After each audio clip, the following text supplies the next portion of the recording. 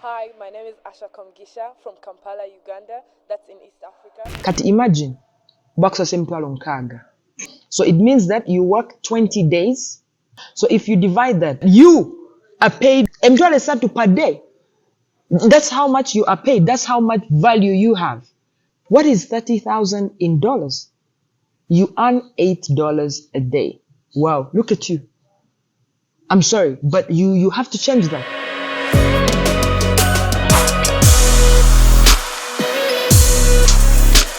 Akati. Tukulina wani. Tukulina. What you say? Tukulina. Turagufit. Asha, it's very humbling to have you here. Thank you very much. And I would like to say, you're a leader that has accomplished so much. I mean, multi-award winning sports journalist, sports as a lady for that matter. You don't easily find that. You don't come across that type of. I mean, right now we're seeing female, referees and liners in Premier League, which is quite powerful, and it's a very good attempt into creating, equity and equality and so on and so forth. What drives you? Why are you this driven in a male-dominated sport? That's a very good question. Yeah. I was born in Kilembe, in Kasese, and beautiful, beautiful place. I always say that I was born on the foothills of Mount Rwenzori, one of the highest mountains in Africa and the world. And when I talk about it that way, everyone is like, Banang, you make it sound like Milan, London. I'm like, yes, because it is, it's this beautiful place, and I can never exchange that for anything. It was a great background that I had that gave me the foundation for everything that you see now. I never set out to be a journalist, absolutely not. But I realized from a very young age that I love storytelling. So whether you want to call me a journalist, whether you want to call me another name, I'm a storyteller. And for me, telling stories gives me purpose. And I believe that I was born for that. And once I figured that out, everything else is history. So when you talk about me being a female in a male-dominated sport, from when I was a child, used to be the best in class. Everyone can say that. Yesterday, I went to see a friend who I've known for 30 years. And she was saying how before, like few minutes to break time, if you know Ugandan style break time. One way. Yeah. People would be booking me. They're like, Asha has to be on our team. Football. For Kwepena. Nice. My friend. Dodgeball. So you've been athletic from the jump. I was very good. That's cool. And so many people used to call me Queen of Kwepena. Right. There's actually an article that was written about that concept. Yeah. But the idea I want you to understand is I was very competitive from day one. Right. And not just in class, because I had to be number one. But also really about if I'm doing something, I have to do it 100%. I'm not doing 50-50. And that shows, like, if I'm playing stones, if you know stones, 7 stones, yeah, for little girls, back in the day, especially in the 90s, same thing, regarding to Kwepena, or if I'm doing volleyball, or if I'm doing athletics, I wanted to be the best. So I don't care if there are men, women, girls, boys in this collective that we're trying to do this thing together. I just have to be the best. And I have to put myself in a position where I'm going to be the best. So that sort of prepared me, for whatever it is that I'm doing right now. And it gave me a foundation. So for me, when someone says, Asher is the best female sports journalist, I can't relate. Because for me, I'm a sports journalist. Yes, but no one is saying so-and-so is a male sports journalist. Okay. Why are you saying it for a female? Right. You see what I mean? Yeah. So that sort of branding and also the story idea and storytelling is very, very important. And just to take even using that term journalist, yes. it's a term not to use lightly, apparently, as journalist. Yes. Back in the day, was it a term that people? I watched an interview with Stephen A. Smith, and he kept saying how using the word journalist in the 80s, and was not in his time, he was one of the best few top 5 journalists in the country. So sports journalism is a very difficult thing. So let alone someone categorizing you as a female journalist. As a female sports journalist, which is limiting in a way. Yeah, you're limiting me. Which takes me back to a point where you said one of your what drives you right now is being limitless. Yeah. Yeah, I mean, so this was my theme for 2022. And I told myself I'm going to be limitless. I don't want someone to tell me, Usher is a female sports journalist. No, I'm not a female sports journalist. First of all, I'm a storyteller. And storytelling comes in different formats. Because if we break it down, I can tell you I'm a multimedia content creator of sports, for example, because I do broadcast. And when I say broadcast, I contribute content to BBC Radio. BBC. You know, I've been on CNN, I've been on Sky Sports. I've been on Al Jazeera. I write, I microblog on Twitter. You know, with Angezako. boss. Angezako. But TV zino zimaze Zona yokatunga ku Skype TV. Skype TV. Oba Apple TV. Apple TV zino. No mobile money TV they can from my MTN mobile money TV. I can imagine. Yeah, so really to be limitless. And for me the thing is I don't want, you know, for us as a generation, we have so many resources in front of us, really, as compared to, you're talking about Stephen A. Smith in the 80s. Right. You know, even in the 90s, you can't say we had internet. There was no internet in the 90s. True. But now you have all these gadgets. You can even see, for example, the way you're recording this show. Absolutely. You're not using 10,000 cameras. But the production, the quality, when it comes out, beautiful. Right. So for me, that's the thing that I'm trying to chase and to say, do not limit yourself. I'll give you a very good example. Last year in December, I was at the World Cup with Al Jazeera. But for a minute, I stepped back and I thought, wow, look at this small girl from Kilembe. Really, I was born in Kilembe and I'm going to the World Cup, to a global television. Uganda has never played at the World Cup. Never. But I was hired to be on this, you know, incredible set of the biggest and most, you know, widely prestigious television in the world. Okay. And on that particular day one of our coverage, we had correspondents from 26 countries across the world. Not television in the world had that. But sitting, you know, on this couch with my colleagues, one was a Spanish lady, Gemma Soler. The other one was Juan Arango, because he's an expert on Latin American football. He lives in Miami, incredible guy. And then, you know, on the set, there was Andy Richardson, British man. But I'm thinking, they're crossing over. They're like, let's go, you know, live to Rosario, to the village of Lionel Messi. He's beginning his last World Cup campaign. Do you think he can win the World Cup? In my mind, I'm like, wow. Banangi. You understand what I mean? And it humbled me. It humbled me because I know and I understand where I have come from. Right. It's been a very long journey. I deserve to be, you know, in a place like that. And to you pat yourself on the back and yes, I'm patting myself. I think that's also it's good to be proud of yourself. You know, we're not allowed to, we've not been raised to be proud of ourselves. That's the thing. We've not been raised to celebrate our wins. Kategoria walimu covering Argentina ulia wamsaja wa Messi, the greatest, the GOAT. Yes, exactly. A girl from where? A girl from Kilembe. And then you have like Nicholas Hag reporting live, you know, from Bambali, the village of Sadio Mane. So they'll come to me and they'll say, Asher, you know, we've heard from Nicholas Hag, he's in Bambali in Senegal, but you were at the qualifier, because I was at the qualifier of Senegal and Egypt. You saw Sadio Mane beat Mohamed Salah and Egypt twice in a game of football. If, for example, you ask me about Morocco made it to the semifinals. I've been following Moroccan football for 6 years.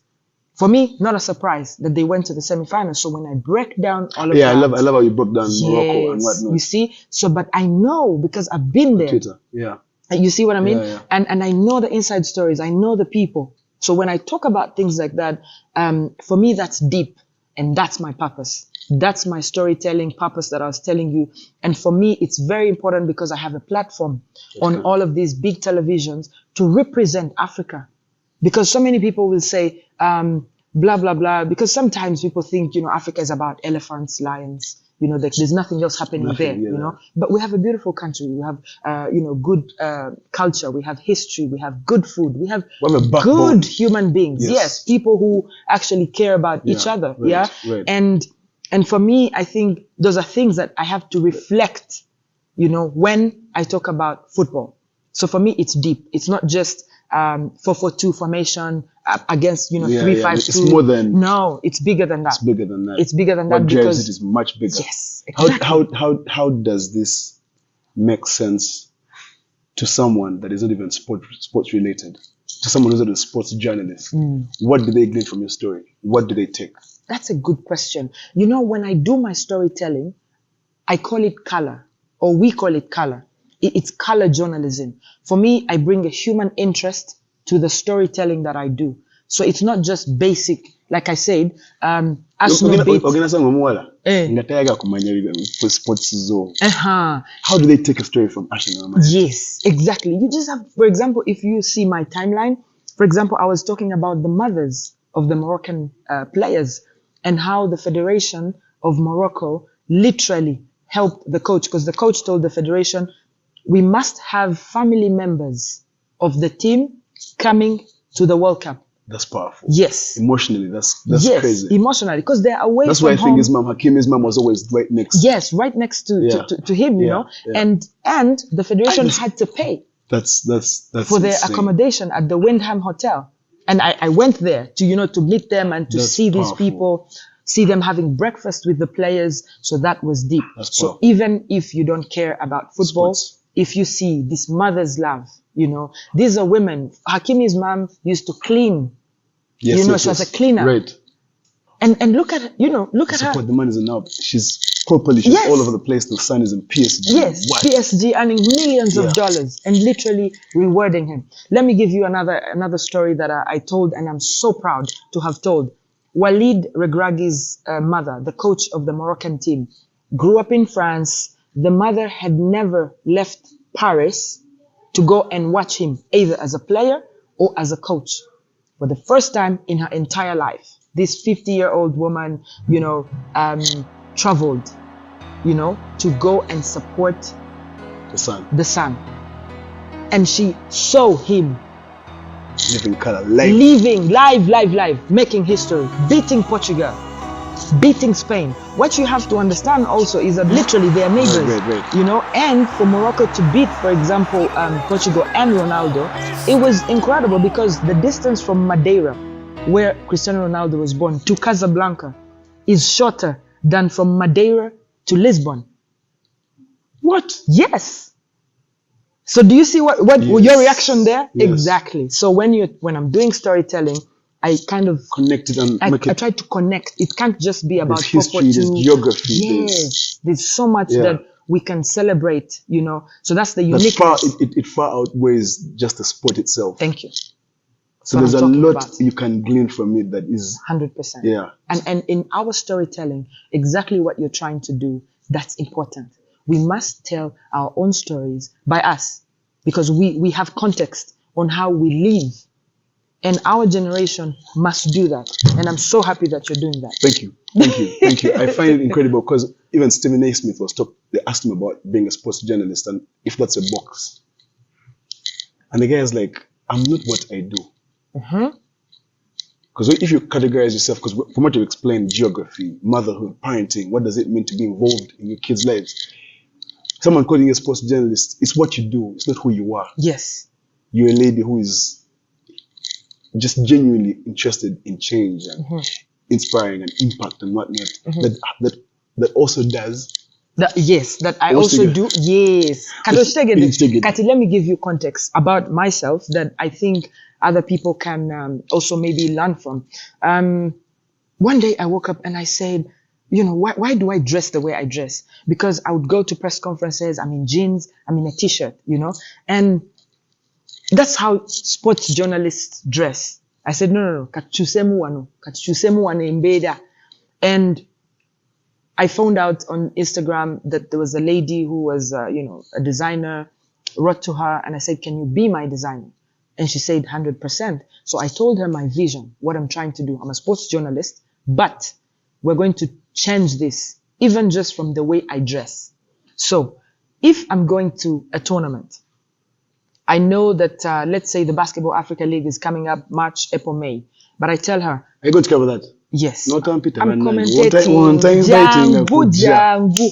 Tugenda funa obuzibu. Ate City Oilers is playing. Katigoma. Kugambi. So you have this whole setup where in March, I'm going to Dakar. Dakar is like the city of fashion. So my friend, we are going to bring color. Because the tutia we fabric za yellow. Ngejala. You see what I mean? Yeah. So then in April we're going to Egypt. Uganda. I work with women first of all and Ugandan. That's powerful. Yes. That's powerful. You know? And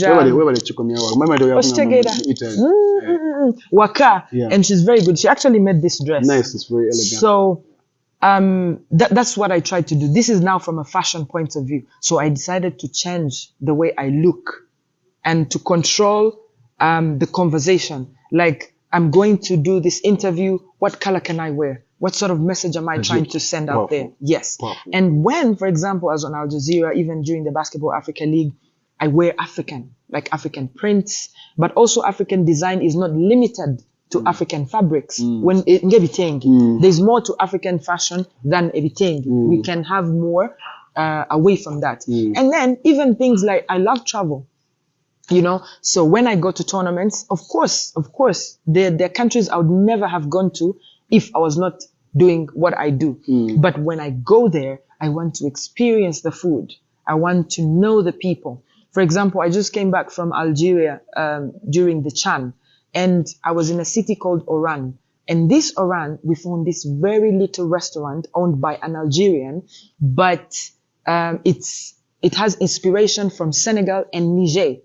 So they have jollof rice, they have, tabaski, like lamb, they have very nice grilled chicken. And in my opinion, in all the years I've been traveling, more than a decade, this is my favorite restaurant in the world. Wow.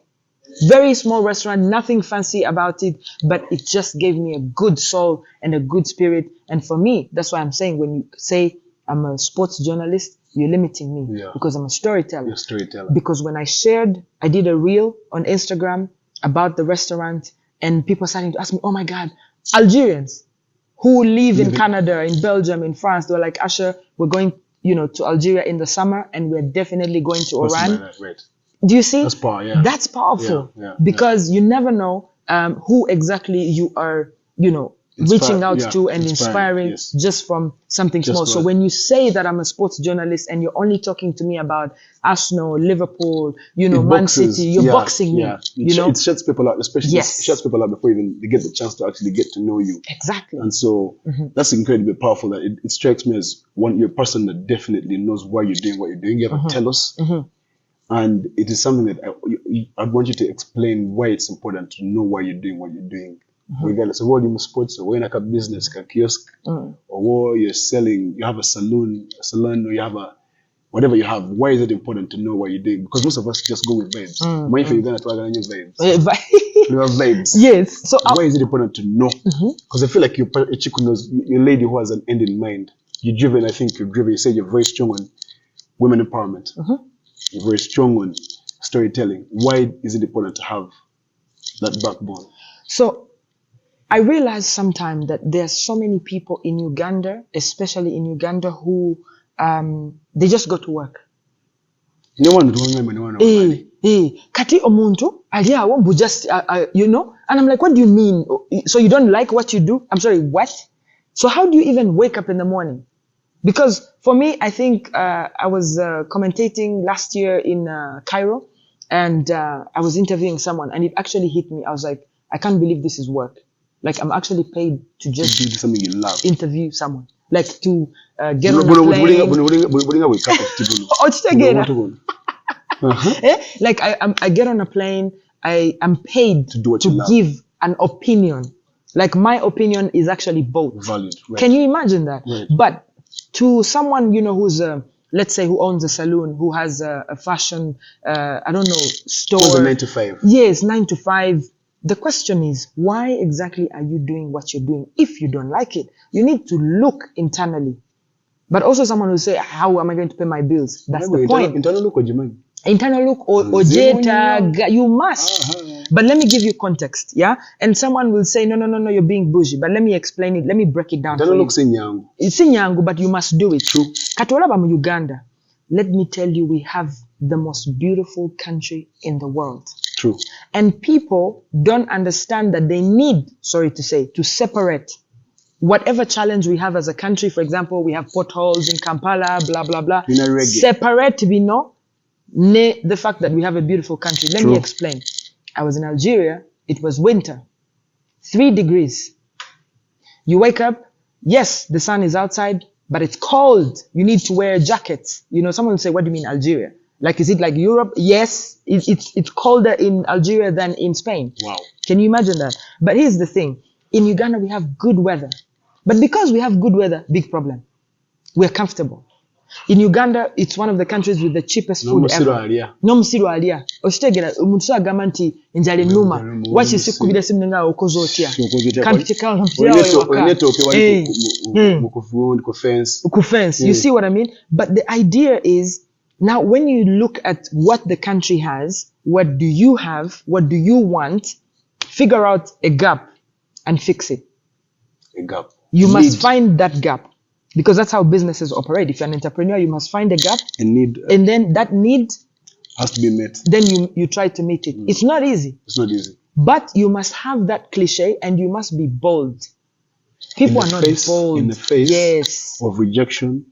Yes. What do you have to say about being rejected, undermined, discouraged, undervalued in pursuit of where you're going?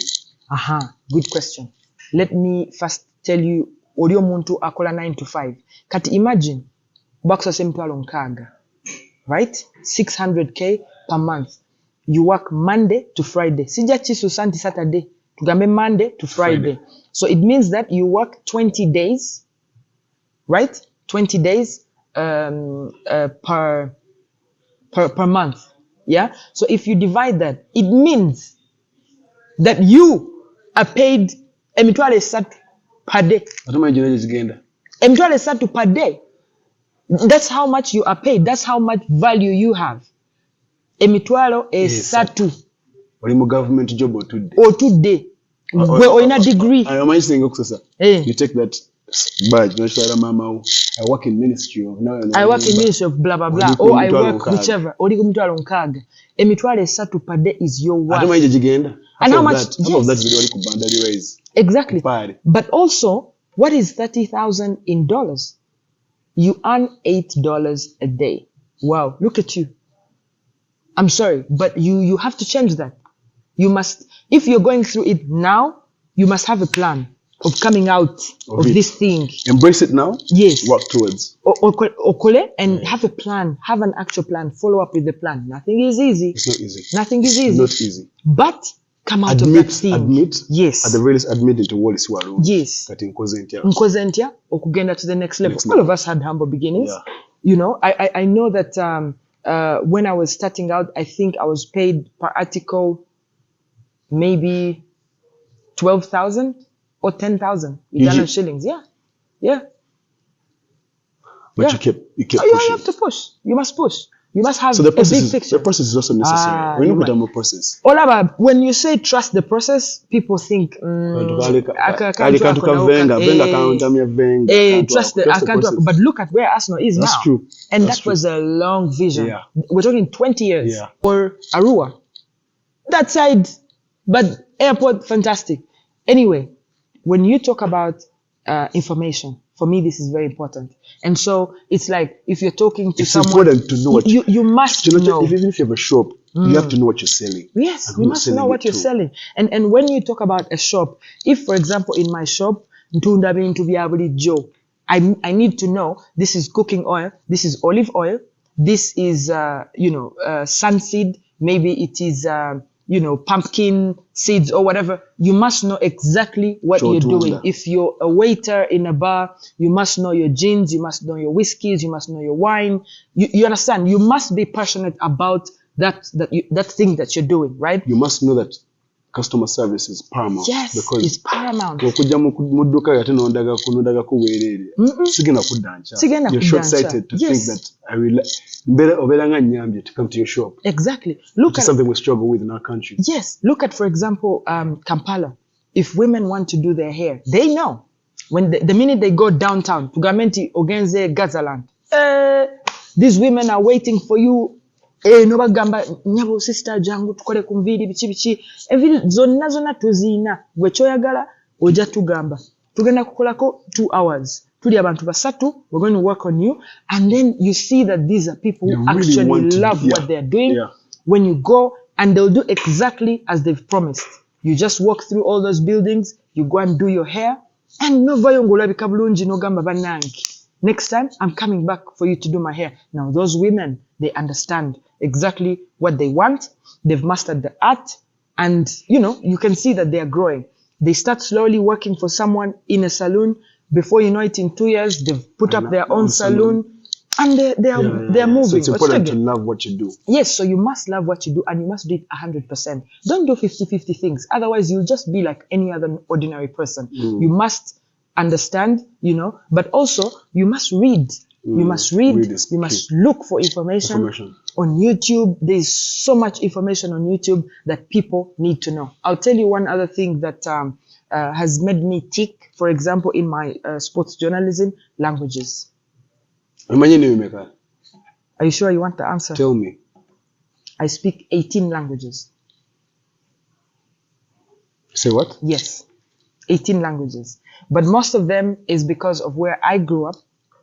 For example, I was born in Kilembe, as I told you. So I speak Lukonjo, I speak Utoro, I speak Runyankore, I speak Chiga. Oh, Runyankore ni Tugamba. Utoro, Empako yanga Abuoli. You see? But also really... Spanish, French. In Spanish, like in journalism, I understood quickly that, especially on the African continent, I must speak French. Because if you look at, for example, the countries that do well in football, most of them are French speaking. So you have your Senegal, you have your Cote d'Ivoire, you have your, Cameroon. And if you look, for example, at the past AFCONs where they've been hosted, it is really, these countries. So you have to think. You have to think ahead. You must think ahead, and really for me also, it's things like, Arabic. When you roll up? Yes, I went to Chibuli. I studied Arabic. I went to Chibuli. Vision. No, I'm joking. No, but in Chibuli, I don't know which foreign language you studied. Did you study Arabic? German? I was in German, all that. I was just in Quench. I was there because I can speak German, I can speak Arabic, but of course, thanks to that foundation, and that's a good thing also about Ugandan schools, learning a foreign language, at least dope. one, that's dope. or two, some people can tell you, yes, they attended French class, but they're good out. Yeah. Of course, you need practice. As one of them, yeah, practice. Yes, I felt terribly at practice. Exactly. So, like, for example, I just came back 1 month from Algeria. So either I can speak Arabic or I can speak French. That's dope. Does that make sense? That's so dope. It helps with my coverage to talk to the fans, to talk to proper have a clear understanding players. Of the landscape. Exactly. Yeah. And I'll tell you, I was in Oran, and this Oran had 6 teams. None of them was English speaking. Apart maybe. So you had Angola, they speak Portuguese. So it's exactly like that. And I cover a lot of African basketball. And with African basketball, Angola is the most successful country on the continent. So I had to learn, Portuguese, because my boss is not going to say, Asha, go do this interview. And I say, I don't speak Portuguese. Okay, we'll give the job to someone who speaks Portuguese and English. And that's, coming out of my comfort zone and saying, I want to do X, Y, and Z. So now I'm learning Spanish because, the next World Cup is in Mexico and USA. It's the second most spoken language in USA after English. So you're always learning. Yes, you need to think ahead, 4 years ahead. Yeah, the art of preparation. Yes. And so what I want to ask you now is, someone is going to look at you at Asha and be like, Asha has it figured out. Asha is the epitome of perfection. Asha is accomplished, self-made, this, that, and the third. Asha, do you have struggles mentally? Mentally. Do you have challenges mentally? Do things sometimes cripple you? Do you want to give up sometimes? So, I can't say that I want to give up sometimes because I created a foundation that keeps me grounded on exactly what I want. Your musinji is firm. Yes. So my musinji is firm, but also I prevent rather than cure. Does that make sense? Yes. So I always put myself in a position where we gotta be positive. For example, for me, if you're negative on my timeline, I don't care. If you're my friend, I'll unfollow you. That's powerful. Yeah. I will unfollow you. They don't necessarily have 100%. to attack you, but No, if you're always releasing negative and toxic energy, yeah. Complaining about this, complaining about that. Because that can ruin your I'm like, bye. Yeah. I can't deal with you. Yeah. Tonyamba. Yeah, you're not useful to me. Yeah. Then 2, I'm very extremely intentional. I'm very intentional about everything. Of course, we are human beings, sometimes things may not go the way that you want, but I'm very intentional on the people I hang out with, on the people I surround myself with, on how I use my time. This is very important. But also, I have studied myself. I know I'm an ambivert. So I can be with crowds, but I also pull back. Yeah. I pull back. I stay in my house. I spend time with myself, working on me. Right. So I really, really work on myself. I read you books. Prevent? Yes, I prevent. So I prevent so that I don't have to cure. You have to deal with that. Yeah. So things like I have to look inward. So you try to consistently, you're deliberate about looking inside. Yes. I write notes. I write in books. I write on my laptop. I write on my phone. I'm like, do you do therapy? By myself, yes. Okay. Not with someone. Yes. So I do it by myself. So I literally do yoga, sit down, meditate. For example, when I wake up in the morning, yes. When I wake up, yes, I meditate. I meditate. I think about my day. I think about yesterday. I think about my general plan. And one thing that some people can also try to do is to have a vision board. Have this board on your wall to give you your why. So that toli mubidi bya kuzuka kumacha ngenda kumulimu just like that for. Yes, ogenda kumulimu kusasa mtwala nkaga kusasa mtwala asatu, but what's your next step? You need to figure that out. And when you have your why on your vision board, it keeps you going. Constantly reminds you subconsciously. Subconsciously, And then even when I talk about the people you hang out with, you must be intentional about the people you hang out with. Do they challenge you? Yesterday I was with a couple of friends and we were having a debate. And that debate is a very intelligent debate.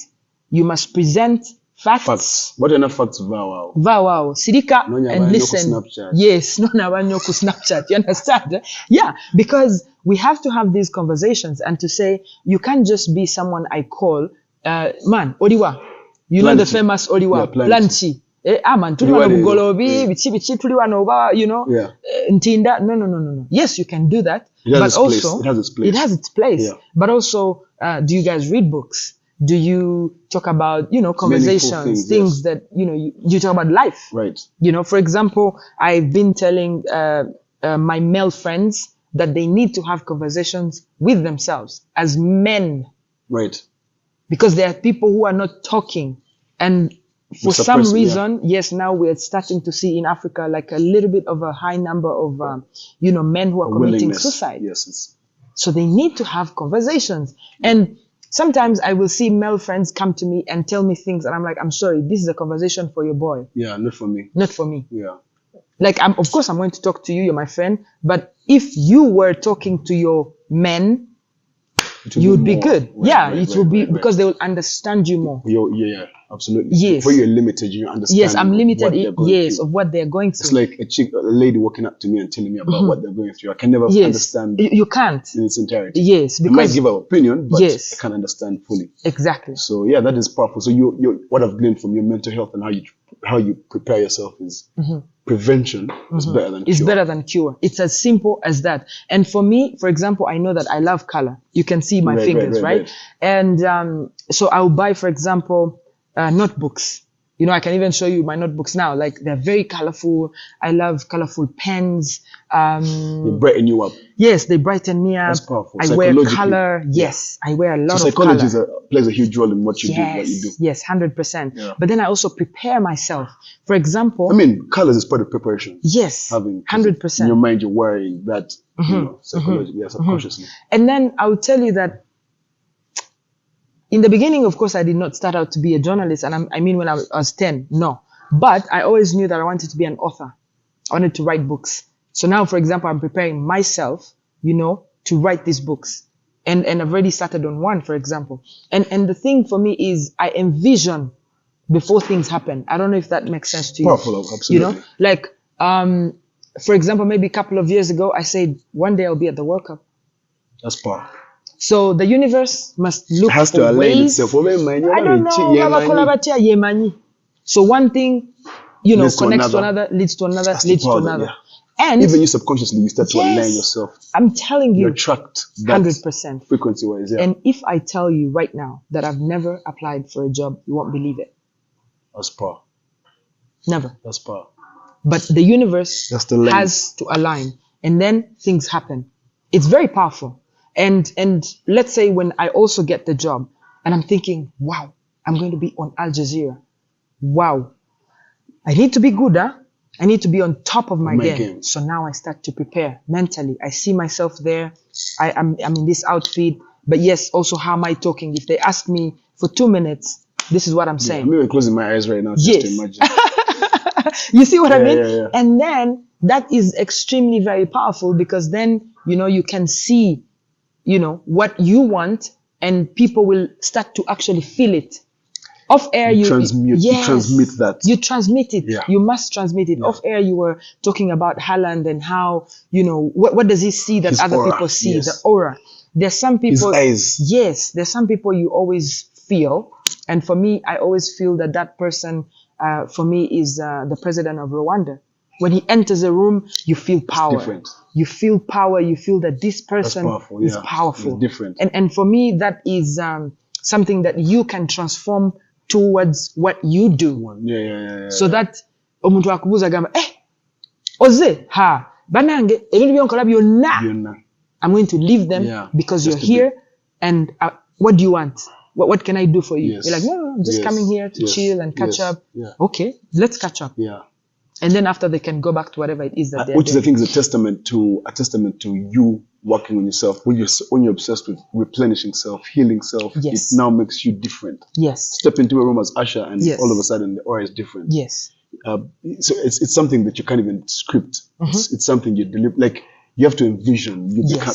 It's a byproduct of you chasing. The more you become yourself. Yes. The more you detach from the society, from everyone else, which makes you different. So I think it's a testament of being your authentic self. Yes, you have to be like, who are you? Because for me, for example, I'm a hugger. Like, I remember 2 days ago, someone invited me to the French Institute, and I found like my friend was standing with 2 other people, and I asked one lady, can I hug you? Are you okay? You know, so I hugged her, and I hugged another one. And then later I realized actually she was not really in our circle, but she was selling like tickets for the food. But she felt so good that someone hugged her and asked her, how are you today? You see what I mean? So because for me, I love people. I love to give positive energy. And for example, if I write to you on WhatsApp, I'll say, hi, how are you today? Like, and you mean it. Yes, I mean it. Yeah. Most of us don't mean those things. Oh, and for me, if you write to me and you don't ask me and you start with whatever it is, I'm not responding. I don't care who you are. Yeah. You must. What if I'm in a hospital bed? You know, you don't know how I slept. You don't know Nadi Demede. You know. And I was telling people that during the first lockdown that if no one called you or texted to ask you, are you okay? Delete their number, because they're not your friends. And if you think that they're just people you know, it's okay. Categorize them like that they are people you know. But don't call them your friends. If you never called to say, hi, how are you? What's up? Like, because you know that at that point, mental health was, everyone was shattered. People were struggling, especially people who are, very outspoken. They're always around people. They really, really struggled. And so if you know that your friend is in that category and you didn't check on them, wow, my friend. You know? You just have quencher. Yes. You just quencher. I want to reach 1 million likes. So please, sarapakarai.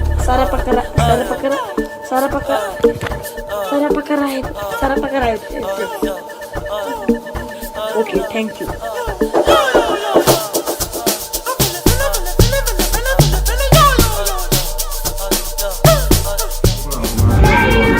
Thank you for coming.